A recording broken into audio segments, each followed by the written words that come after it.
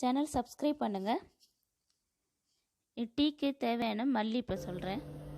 மல்லி கொஞ்சம் எடுத்து வறுத்து பவுட்ரு பண்ணிக்கோங்க. 1/2 டீஸ்பூன் மல்லி இதுக்கு போதும்.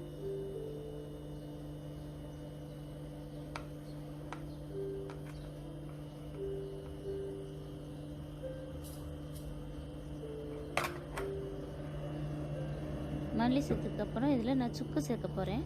சுக்கு சேர்த்து கொஞ்சமாக தான் சேர்க்கணும். அப்படி சுக்கு இல்லாதவங்க இஞ்சி இந்த அளவு எடுத்துக்கலாம்.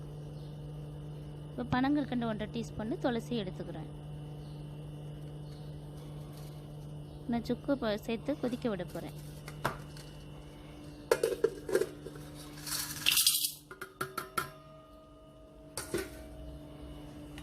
இதோட 2 கிளாஸ் அளவு தண்ணி சேர்த்து கொதிக்க வைங்க.